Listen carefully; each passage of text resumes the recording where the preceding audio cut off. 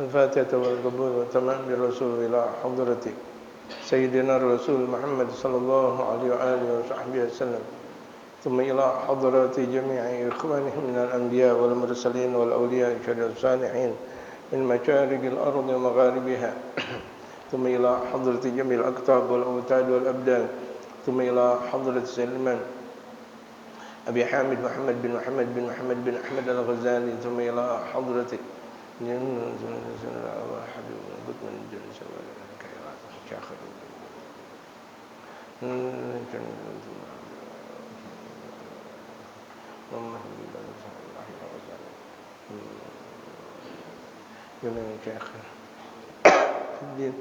جميع بين ماتنا الزوج في الرحم ويعلي درجاتهم في الجنة ونعد علينا من بركاتهم وأسرارهم ونفعاتهم في الدين والدنيا والآخرة. إن الله يفتح علينا فتح مبين برحمتك يا الله يا رب يا الله يا حي يا قيوم وإلى حضرة النبي المصطفى محمد صلى الله عليه وآله وصحبه وسلم. الفاتحة.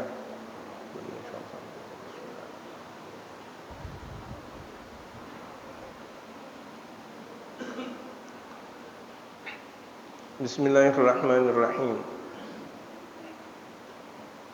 Alhamdulillahi rabbil alamin. Wassalatu wassalamu ala asyrafil anbiya'i wal mursalin wa ala alihi wa sahbihi ajma'in, amma ba'du. Qad qala al-mu'allif rahimahullah ta'ala wa adaman naf'a bihi wa bi'ulumihi fid darain amin. Qala وحكي أن رجلا كان يغتسل في الفرات فسمع رجلا يقرأ وامتازوا اليوم أيها المجرمون فلم يزل يضطرب حتى غرق ومات. وعن محمد بن عبد الله البغدادي قال رأيت في البصرة شابا على سطح مرتفع قد أشرف على الناس وهو يقول من مات عاشقا فليمت هكذا لا خير في عشق بلا موت. ثم رمى بنفسه فحمل ميتا ثم رمى بنفسه فحمل ميتا. قال الجنيد رحمه الله التصوف ترك الاختيار. Pernah diceritakan bahwa ada seseorang mandi di sungai Furat. Ada Furat, ada Dajlah, terkenal sungai. Ini Furat. Ketika dia mandi di sungai Furat, fasami'a rajulan yaqra'u. Kemudian beliau mendengarkan seseorang sambil membaca Al-Qur'an. Wamtazul yawma ayyuhal mujrimun. Wamtazul yawma ayyuhal mujrimun. Itu surah yang dibaca. Ketika dia mendengarkan orang membaca Wamtazul yawma ayyuhal mujrimun, falam yazal yattaribu. Goncang hatinya. Hatta ghariqa, sampai tenggelam di sungai tersebut, wa mata, meninggal. Asik mendengarkan Al-Qur'anul Karim. Dengan asiknya itu dia melupakan dirinya. Lagi asik-asik mandi, mendengarkan ada orang membaca surah Yasin, itu pas wamtazul yawma ayyuhal mujrimun, asik gitu. Udah lupa dengan dirinya, tenggelam. Nah, setelah tenggelam meninggal dunia. Masya Allah. Kita berapa banyak mendengarkan ayat-ayat suci Al-Qur'anul Karim tapi tidak pernah khusyuk. Ya, tidak pernah khusyuk. Bahkan diperdengarkan ayat-ayat Al-Qur'an di masjid, di mushola. Maulid, sebelum maulid diperdengarkan Al-Qur'an tapi kita enggak pernah khusyuk.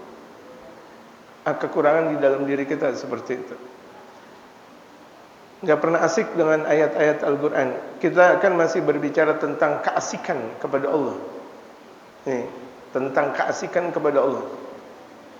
Sampai dirinya sendiri dia tidak fikirkan, saking asiknya dia dengan Allah Subhanahu wa ta'ala.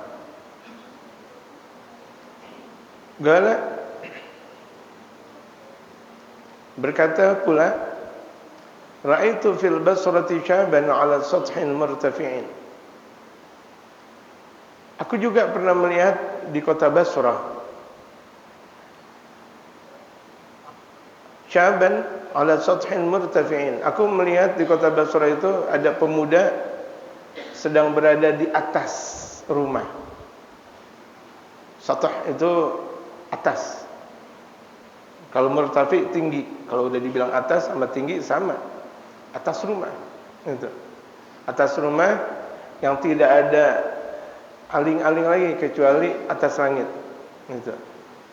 Kebanyakan rumah-rumah Arab itu seperti itu. Rumah-rumah Arab itu di atasnya udah habis, paling untuk jemuran.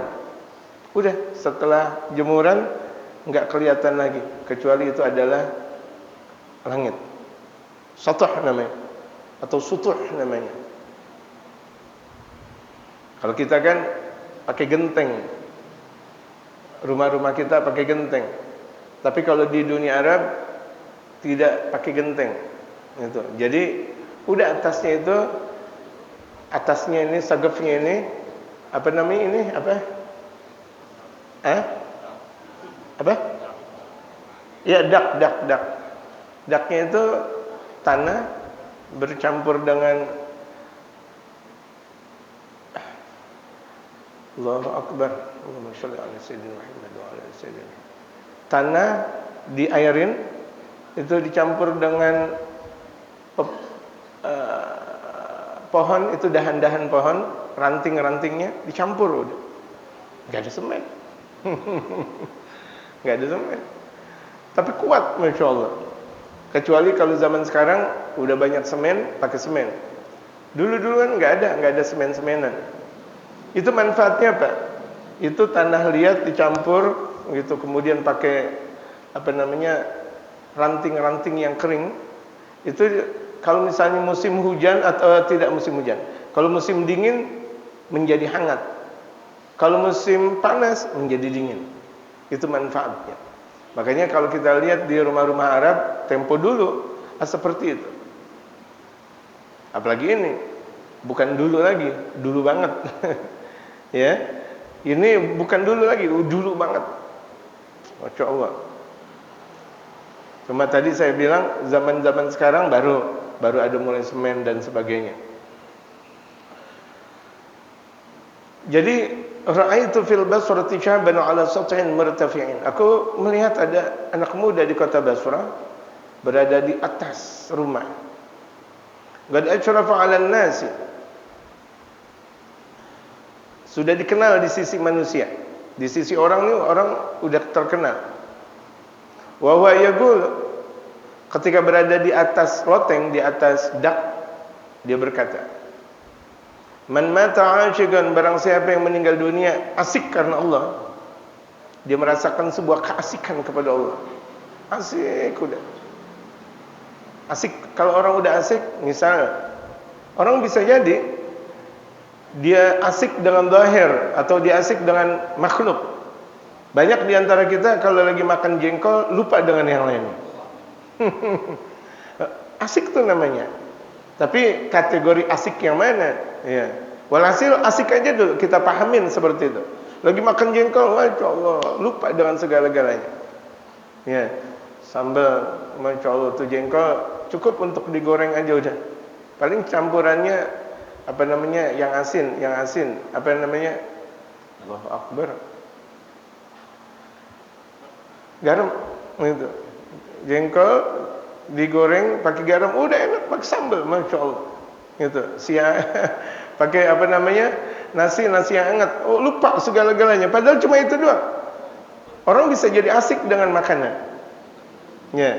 Atau ada orang asik dengan satu pemandangan. Ketika melihat pemandangan, dia lupa yang kanan dan yang kirinya. Dia, Masya Allah, pemandangan alam, Masya Allah, Subhanallah. Dia lupa, dia lagi asik. Kalau orang asik dengan dunia, melupakan yang lain, bagaimana orang asik dengan Allah? Begitu maksudnya. Kadang kita mendengarkan keasikan orang baca Al-Quran dengan lantunan yang indah, Allah, ya kan? Kita lupa, Masya Allah, enaknya luar biasa.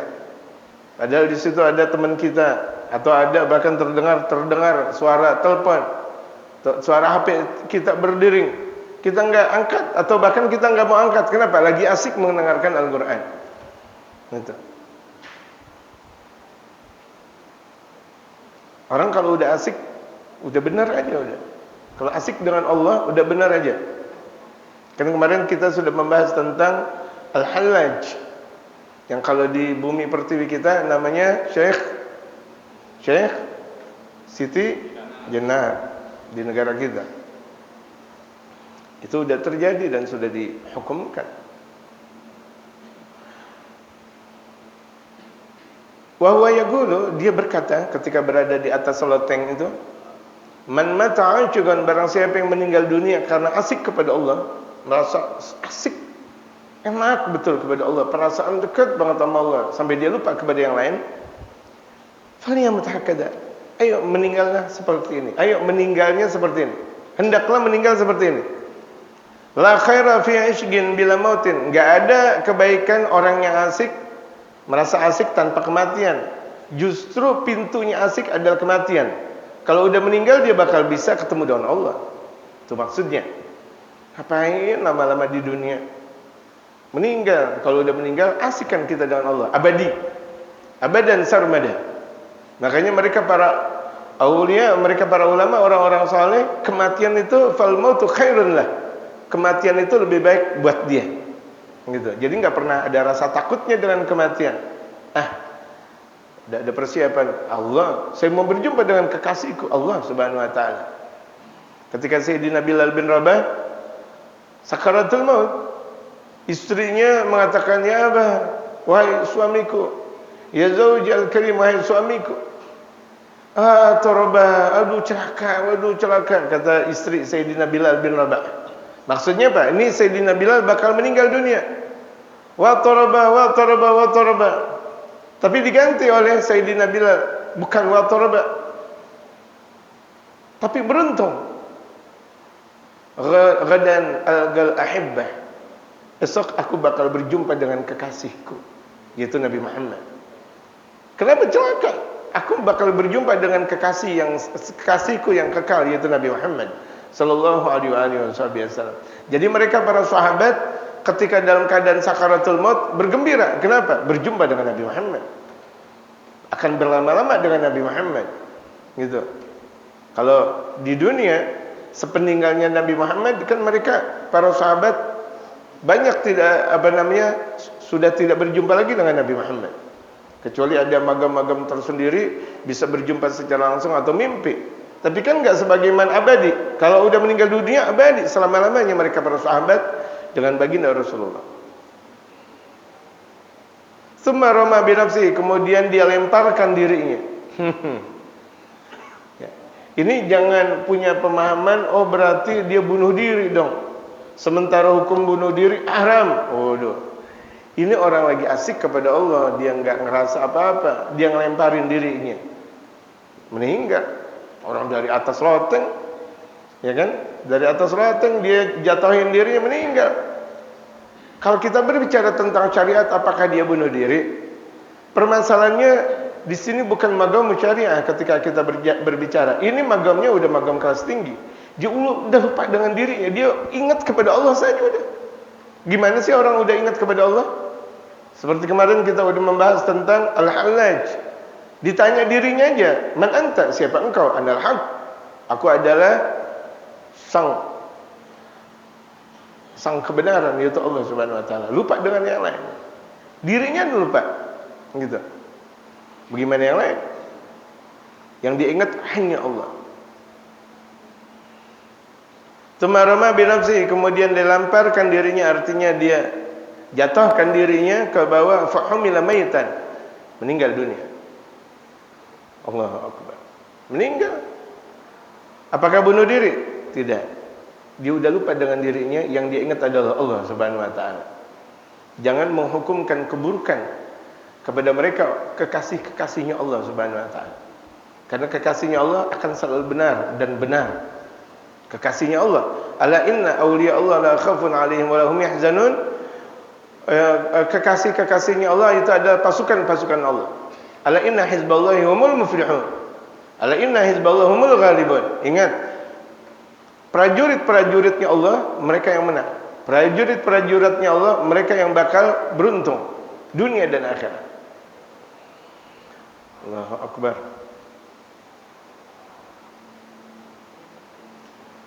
Qala Al-Junaid rahimahullah, akhirnya Al-Imam Al-Junaid berkomentar.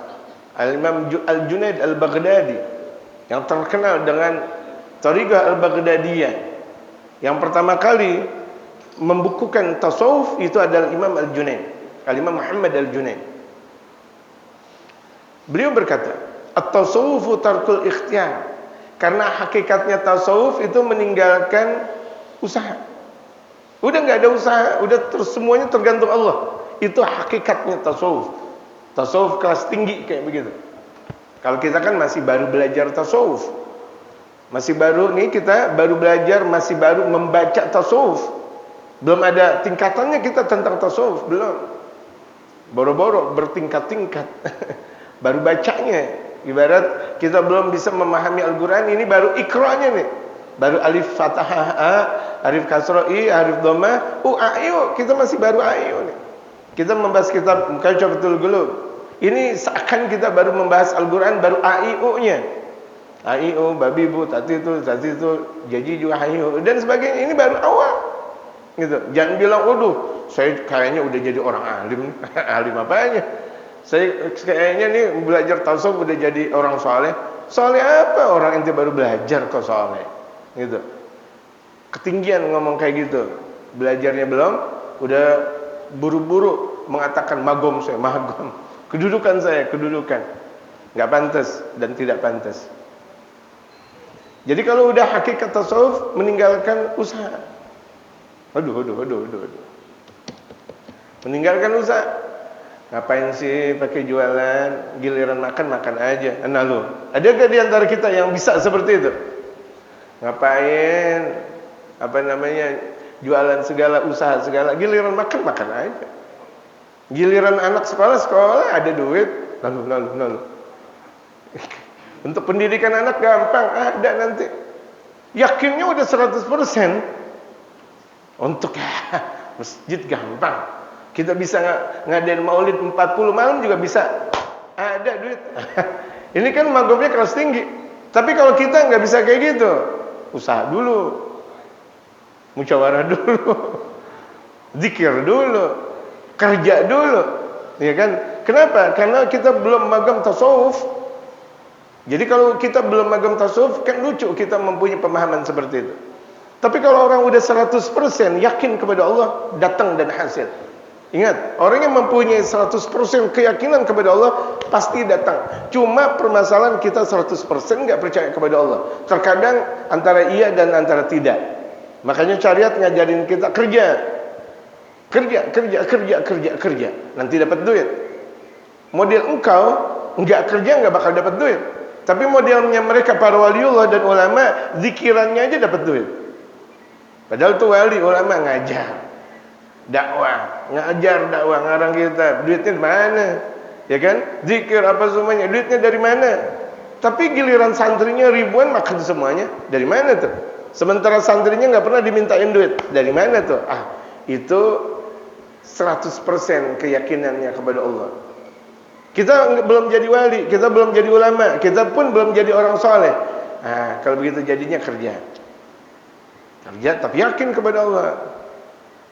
Kerja campur zikir, kerja sambil ngaji, kerja sambil salat berjamaah, hasil insyaallah. Gitu. Kira-kira kita model golongan pertama atau kedua jamaah? Pertama nih ya. Enggak kerja, dengan zikirnya dapat duit. Masya Allah. Ini kalau belum masuk dan belum tenggelam dengan tasawuf, jangan belaga-belaga nggak kerja. Ini kan orang terkadang baru latihan zikir, saya nggak kerja dah, saya berhenti kerja, nanti juga Allah ngasih.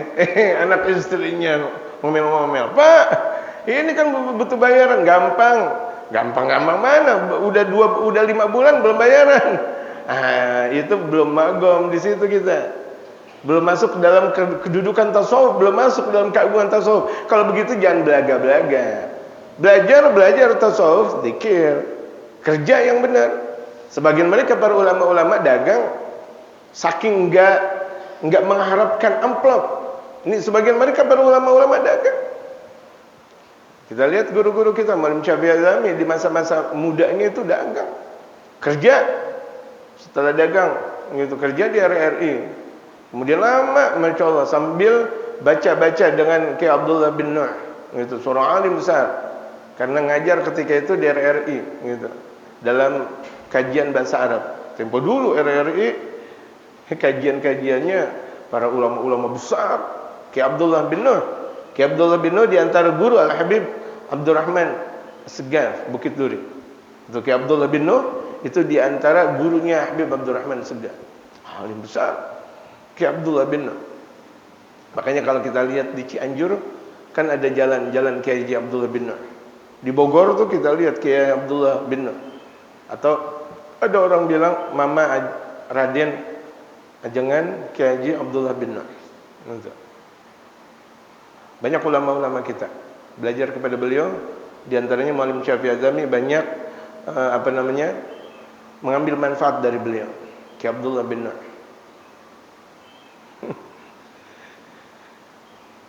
Ini sekuatnya Kiai Abdullah bin Nuh, ini sekuatnya Malim Syafi'i Al-Zami masih kerja ngaji. Habis subuh nih kayak gini ngaji di rumah Habib Hussein, Habib Ali bin Hussein Al-Attas Bungur. Mana Bungur? Astagfirullah. Mohon maaf, saya bukan orang Kemayoran jadi asal tunjuk aja. Di sini saya bilang sono. Kalau yang kayak gitu dosa, yang kayak gitu doang saya bisa masuk neraka. Salah ngomong. Iya di sini. Apa namanya? Bungur gitu. Sono apa namanya? TRJ. Oh iya. Padahal saya lewatin setiap waktu ya. Ya itu dia. Ngaji setiap subuh. Gurunya pindah ke Condet, Malim pindah ke Kebayoran Lama. Dari Kemayoran menuju Kebayoran. Demi apa? Demi sang guru. Kerja masih itu pula. Gitu. Akhirnya Haji Ghazali dan teman-teman yang lain, udah Malim, antum ngajar aja dah. Ya terus gimana dong anak keturunan anak? Emang enggak makan? Ya udah anak tanggung. Akhirnya Malim ngajar. Terus berketerusan akhirnya ada beberapa majlis, banyak majlis, alhamdulillah berkah. Jadi enggak perlu untuk kerja-kerja lagi. Berkah dari keberkahan ngajar. Tapi asalnya apa? Dagang dulu. Dagang tuh ituan mobil, spare part mobil, jauh ke kota-kota lain untuk jualan gitu. Ngaji ya ngaji, jualan ya tetap jualan. Demi apa? Demi memperkokoh ekonomi, jangan sampai minta-minta. Tapi kalau udah akhirnya kan beliau udah bismillah. Orang yang berdatangan kepada beliau berproses. Ya, berproses. Karena tidak ada orang yang tahu-tahu langsung mempunyai keyakinan 100%, kecuali orang yang sudah dipilih oleh Allah Subhanahu wa taala. Illa man istafahullah. Kecuali orang yang sudah dipilih oleh Allah bisa mempunyai keyakinan 100%. Nah, keyakinannya 100%, dia enggak kerja, enggak ngapa-ngapain dapat duit. Dia enggak kerja, enggak ngapa-ngapain dapat rumah. Dia enggak kerja, enggak ngapa-ngapain dapat kebun. Dia enggak kerja, enggak ngapa-ngapain, bahkan bisa membangun pesantren dengan besarnya tanpa minta duit, tanpa bikin proposal, tanpa apalagi sih ngecek-ngecek di jalanan, enggak. Dari mana? Udah dari Allah. Sebabnya banyak sebabnya. Itu dia. Luar biasa ya jamaah. Ini kedudukan asyik. Gitu, kedudukan asyik, karena kedudukan asyik itu di antara kedudukan tasawuf kelas tinggi yang kita bahas ini. Wa hukiya anna Dhunnun al-Misri, pernah diceritakan bahwa Al-Imam Dhunnun al-Misri rahimahullah, yang semoga diberikan kasih sayang oleh Allah. Ini alim besar, wali besar Mesir. Gitu. Irak dan Mesir memang tempatnya para wali. Makanya terjuluki Irak itu Mahallul Aulia, sebagaimana Mesir Biladul Aulia. Gitu. Sama kedudukan tuh Irak dan Mesir. Sebagaimana pula terkenal bahwa Tarim Biladul Aulia, sama negeri-negerinya para wali. Itu terkenal Mesir, Irak, Tarim, Hadramaut. Ketika diceritakan bahwa Sayyidina Imam Dhunnun al-Misri rahimahullah dakhala al-Masjidil Haram, ketika itu beliau masuk ke dalam Masjidil Haram. Fara'a syaban. Ketika berada di dalam Masjidil Haram, beliau melihat ada anak muda uryanan, telanjang. Anak muda telanjang. Matruhan maridan, tersungkur dalam keadaan sakit, ya Allah. Telanjang, tersungkur dalam keadaan sakit, rebahan begitu. Ya. Ini terkadang kita ngelihat ada orang telanjang sinis. Padahal ini emang telanjang, ntar dulu kita bahas nih. Tahta ustuana, telanjang, berbahan, sakit di bawah tiang. Nah, seperti ini tiang, di bawah tiang. Makanya di antara sunnah salat itu di antaranya sunnah di bawah tiang, di belakang tiang. Sunnah salat. Dan di antara sunnah salat itu, ini kan tiang nih. Ini tiang. Sunnah ya sebelah sini. Atau sebelah sana dikit, sebelah sini sunnah. Ini kita anggap tiang juga, atau ini tiang. Sunnah salat sebelah sini. Atau tiang ini 1, 2, 3, 4. Oh banyak juga, 1, 2, 3, 4, 5, 6, 7, 8. Sunnah di belakang tiang. Kenapa? Kalau di belakang tiang kan enggak dilalu-lalangi orang, ya kan? Tapi kalau sholat sebelah sini dilalu-lalangi orang. Apalagi kalau misalnya kita sholat yang mengarah ke tempat wudhu, itu bisa jadi makruh. Kenapa? Tempat lalu lalang orang dia sholat. Jangan. Jadi etika kita sholat pun ada etika-etikanya. Di belakang tiang. Atau pakai sorban. Nih. Ini sorban artinya apa? Kedudukan kita sholat di mana di sorban tersebut nggak boleh orang melangkahi. Tapi kalau misalnya ada orang sholat nggak pakai sorban, nggak taruh tuh sorbannya di bawah, itu orang bisa jadi jalan. Kenapa? Nggak ada tanda dia sholat. Makanya sunnah di depan kita ada sajjadah atau sorban. Kalau di padang pasir ada apa? Ada pedang atau ada kayu. Kalau misalnya di tanah ada kayu begitu, ditaruh depan kita. Itu sunnah.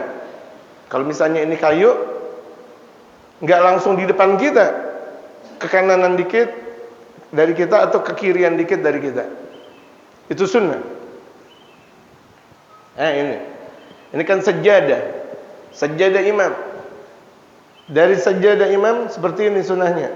Jangan terlalu jauh. Enggak apa-apa. Belakangnya persis pala. Kalau terlalu jauh makruh di sini misalnya. Makruh. Ya. Ini lihat. Kalau sajjadahnya menjauh ini makruh. Makanya mendekat dengan imam. Mendekat dengan makmum seperti ini. Ini jangan dirubah-rubah lagi. Udah kayak gini. Abadan selama-lamanya. Nah kalau udah begitu jadinya antara sajjadah imam dengan tembok itu kan masih ada jauh. Taruh tiang. Bikin tiang yang bisa bergerak atau digerak-gerakin, bukan bisa bergerak. Tiang yang bisa digerak-gerakin. Tiang atau tiang apa namanya? Tiang mik juga yang gede tuh, yang panjang. Taruh di depannya sebelah kiri atau sebelah kanan. Tanda apa? Tanda orang nggak boleh melangkah, dan itu sunnatul Rasul Muhammad sallallahu alaihi wasallam. Sekira-kira tiangnya satu meteran. Sunnah. Paham jemaah? Jemaah paham? Pentingnya kita mempunyai sorban seperti itu. Entah kita jadi imam, entah kita jadi makmum, itu sholat sorban kita boleh di bawah tanda di mana kita berada. Gitu. Nah ini beliau berada di bawah tiang.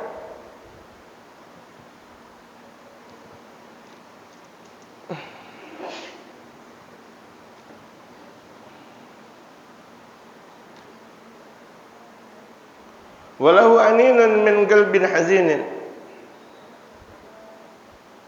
Fadanautu minhu. Orang yang telanjang itu, yang tersungkur, sakit dia, Allahu Akbar, berteriak di dalam hati penuh dengan kedukaan. Jadi teriak dalam hati dengan penuh kedukaan. Gala sambil berkata.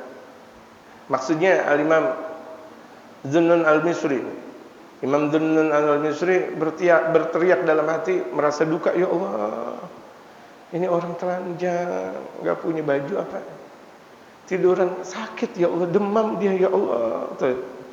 Itu berungkap dalam hatinya, merasa duka, merasa kesian. Fadanautu minhu, akhirnya aku mendekat, kata Al-Imam Dhunnun Al-Misri. Wa sallamtu alaihi, akhirnya aku ucapkan salam. Assalamualaikum, dideketin, diucapin salam. Kita kadang melihat ada orang telanjang takut, ucapin salam, kesian. Bisa jadi itu wali min auliyaillah. Bisa jadi itu wali min auliyaillah. Wa qultu, kemudian aku berkata, man anta ya ghulam, siapa engkau wahai anak? Rupa-rupanya masih muda nih, bukan orang-orang yang sudah dewasa. Man anta ya ghulam, siapa engkau wahai anak? Qala ana gharibun asyik. Ini bahasanya bukan bahasa orang awam. Mana ada orang telanjang berbahasa-bahasa Arab yang sangat indah. Ana gharibun asyik. Aku adalah orang asing yang sedang asik dengan Allah. Ana gharibun asyik. Fa'alimtu amma yaqulu. Akhirnya aku tahu, kata Al-Imam Dhunnun Al-Misri, aku tahu apa yang dia katakan. Karena wali berjumpa dengan wali tahu. Ada wanginya tuh. Jadi kalau wali mau ketemu wali udah keciuman wanginya. Wali. Dan enggak bisa dibohongin. Kalau kita kan dibohongin. Pakai minyak wangi. Akhirnya tuh kesalahan-kesalahan kita tertutupi gara-gara, atau kebauan-kebauan kita tertutupi gara-gara minyak wangi. Tapi wali, la ya'riful wali illal wali, dan tahu tentang aroma wali. Wali. Hatta tuh wali misalnya ada di jalanan, tahu. Wali mau datang. Wah, ada ciuman, ada rasa. Gimana sih sekarang kita mencium bau gaharu? Ya kan? Kita mencium bau gaharu, ada enggak gaharunya? Kalau itu ada ciuman gaharu, ada bau gaharu, berarti di situ ada gaharu. Kalau seseorang bisa mencium bau wali, berarti di situ ada wali.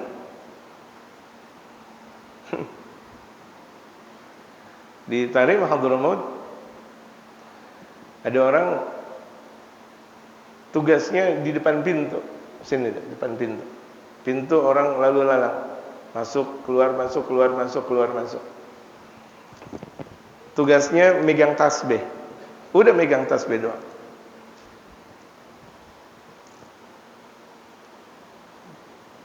Pegang tasbih ngapain? Apakah bertasbih? Enggak. Hitung. 1 wali, 2 wali, yang masuk wali lagi 3, 4, masuk lagi wali. Dihitung sampai dengan jumlah tasbih. Berarti kan banyak walinya tuh yang datang ke dalam masjid. Wali. Satu waktu ada orang masuk ke dalam masjid Jami' Tarim, pakainya compang-camping. Anda enggak gerakin dah, dia bukan wali dia. Gitu. Dia bukan wali. Akhirnya tuh orang yang compang-camping deketin orang yang megang tasbih. I'lam annani minhum. Tahu gak ente? Anak masuk dalam golongan yang ente hitung. Wallahu akbar. Anak masuk dalam golongan yang ente hitung, artinya anda juga wali. Sebut, hitung. Iya, naam antu wali. Itu lihat. Saking, artinya apa? Saking banyaknya wali di Tarim Hadramaut. Lah wali bisa dihitung, wali. Kita wali murid semuanya. Ini wali beneran, masya Allah, bisa dihitung. Ente tahu gak? Anda masuk dalam hitungan yang ente hitung, gitu. Artinya wali, gitu. Dia ngelihat cuma sekedar penampilannya doang. Oh ini dia pakai imamah, nih wali berarti. Jubah, pak, berarti ini wali. Ada orang pakai compang-camping enggak disebut. Protes dia. Nanti tahu gak Anda masuk dalam golongan mereka? Masya Allah. Allahu Akbar.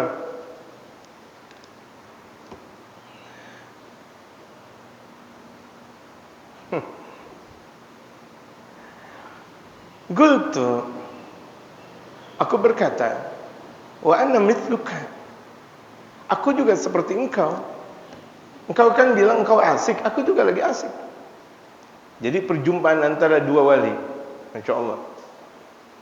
Sayyidina Imam Dhunnun al-Misri dan pemuda yang telanjang. Gitu. Fabaka, akhirnya tuh anak muda nangis. Wabaka itu, aku juga ikut nangis. Anak wabaka itu anak libukai, akhirnya aku ikut nangis lantaran tangisannya anak muda tersebut. Enggak ada. Kemudian dia berkata, ini anak muda tersebut berkata, atabki anta, apakah engkau juga nangis? Fagultu, aku berkata, kata al-Imam Dhunnun al-Misri, ana mithluka, aku seperti engkau.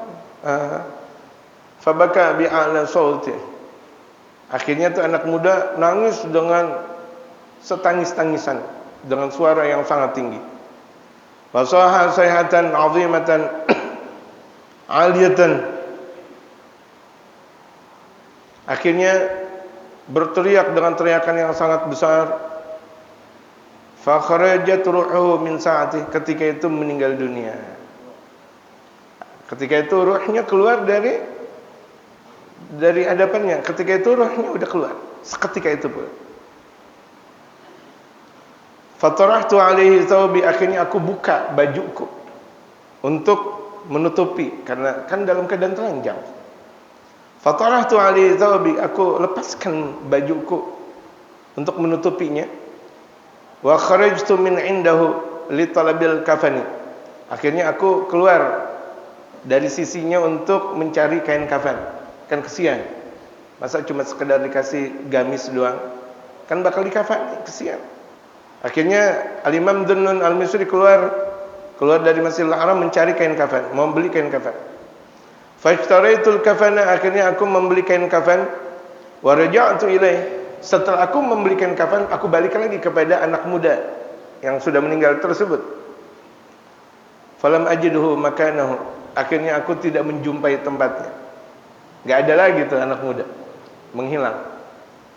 Faqultu, akhirnya aku berkata, subhanallah, maha suci Allah. Ini anak muda tadinya ada di sini, kok sekarang enggak ada? Ya, kalau sekarang mungkin dibawa oleh petugas kebersihan di zaman sekarang atau askar. Zaman dulu sepi Masjidil Haram. Di zaman ribuan 1200 tahun ini, 1300 tahun ini sepi Masjidil Haram. Ya kan? Sepi, betul-betul sepi. Kalau sekarang ibaratnya jatuhnya jarum aja kedengaran di dalam Masjidil Haram, saking banyaknya orang. Subhanallah, fasami'tu hatifan, akhirnya aku mendengar ada suara. Hatif itu ada suara tapi tidak ada orangnya. Aku mendengarkan suara.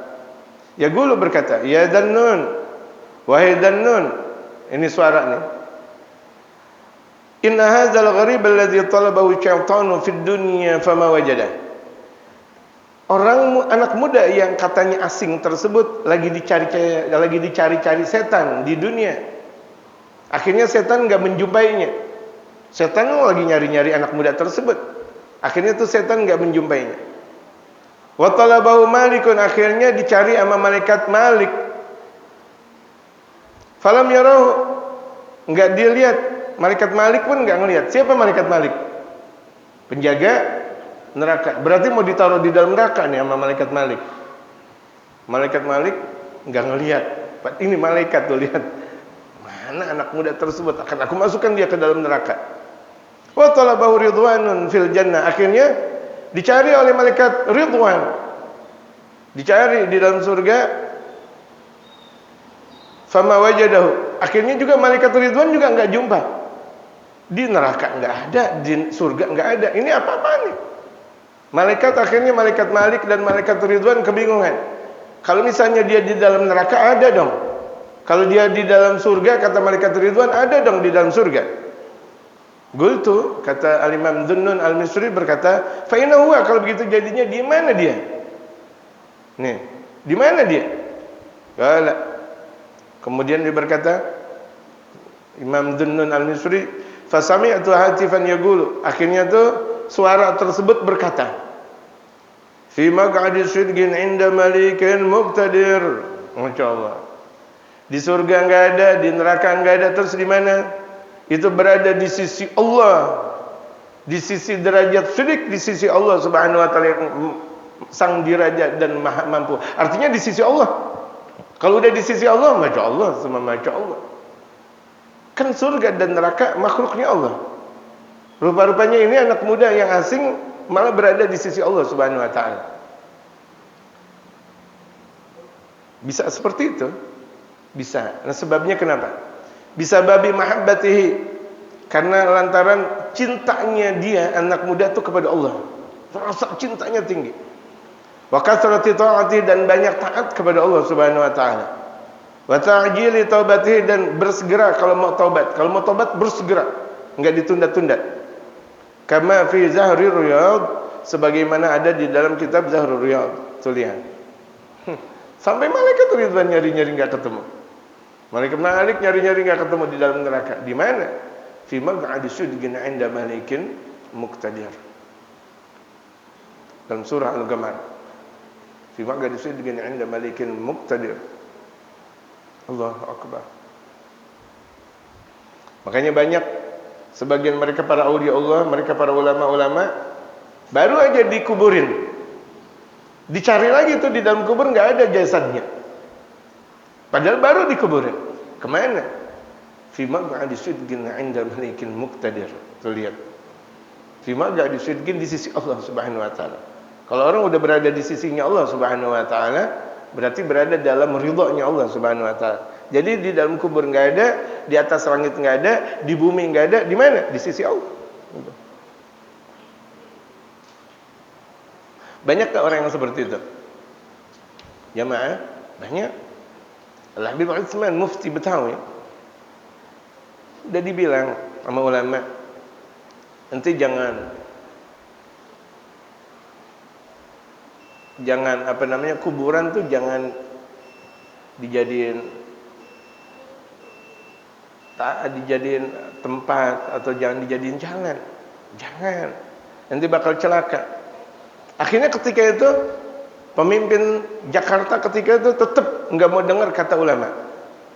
Ini Habib Utsman, jangan, ente celaka. Tetap akhirnya tuh digali kuburan Habib Utsman untuk sarana. Itu kuburannya yang sekarang di Tanah Abang Said Naum. Ya, bukan di Al-Ma'mur, bukan. Bukan di Masjid Al-Ma'mur Tanah Abang, tapi di Said Naum situ. Gitu. Digali kuburannya, enggak ada Habib Utsman. Enggak ada Habib Utsman, jasadnya sudah tidak ada. Akhirnya keluarganya ngambil tanah kuburan. Tanah kuburan yang dikuburkan Habib Utsman kemudian ditaruh sekarang, yang sekarang masjid apa namanya? La haula wala quwwata Jatina. Kok jadi lupa? Bukan. Ditaruh tuh tanah kuburan. Bukan di Al-Ma'mur. Kuburan asalnya yang sekarang Sayyidina Umar. Bukan di Al-Ma'mur, bukan. Kalau di Al-Ma'mur depannya itu ada Syekh Salim bin Sumair Al-Hadrami, pengarang kitab Safinah. Itu betul di depan Masjid Al-Ma'mur Tanah Abang, atau di dalam Masjid Al-Ma'mur Tanah Abang, masuk di situ. Kata Muallim Syafi'i Azami, masuk di area Masjid Al-Ma'mur Tanah Abang. Itu juga udah dibilang jangan diambil-ambil deh. Tetap diambil juga. Akhirnya kan yang menaruh kuburnya di Jeruk Purut, itu yang menaruh jasadnya ke dalam liang lahat itu Muallim Syafi'i Azami. Itu. Yang menaruh jasad Syekh Salim bin Sumair Al-Hadrami. Pengarang kitab Safinah yang dibaca di seluruh dunia kitabnya. Ya. Kitab Safinah. Itu kan disyarahkan banyak oleh Imam Ahmad bin Muhammad bin Umar Al-Shatiri, Syekh Nawawi bin Umar Al-Bantani, banyak para ulama mencarakan kitab Safinah. Ada Kasyifatus Saja'nya, ada Nailur Raja'nya, banyak gitu. Asalnya beliau Syekh Salim bin Sumair Al-Hadrami, itu orang Hadramaut. Begitu juga Habib Utsman. Jadi ketika dilihat di dalam kuburnya Habib Utsman tidak ada. Kemana berarti? Jawabannya fi maq'adi sidqin 'inda malikin muqtadir. Terus kalau misalnya ada sebagian mereka para waliullah yang ketika dikuburkan kemudian masih hidup, berarti enggak di sisi Allah. Enggak, itu dijaga pula oleh Allah. Jadi sebagian mereka para aulia Allah ada langsung di sisinya Allah, ada dijaga oleh Allah Subhanahu wa taala kuburannya utuh. Tidak dimakan sedikit pun oleh belatung-belatung yang ada di dalam kubur. Utuh. Bahkan dikatakan banyak kain-kain kafannya itu lebih wangi dan lebih bersih daripada kain kafan ketika dia dikuburkan. Dijaga oleh Allah Subhanahu wa taala. Ada udah 50 tahun, ada udah ratusan tahun. Kemarin kejadian Sayyidina Hamzah bin Abdul Muttalib, ya, Sayyidina Hamzah pamannya baginda Rasulullah di Uhud. Ketika itu Madinah dalam keadaan banjir, terbuka kuburannya. Mukanya ada, dan ini heboh. Sangat-sangat dipoto, dan fotonya masih ada.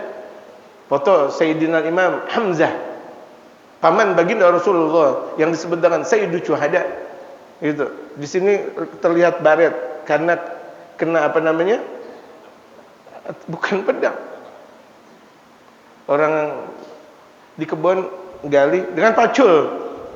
Pacul tukang kuburan gitu. Pacul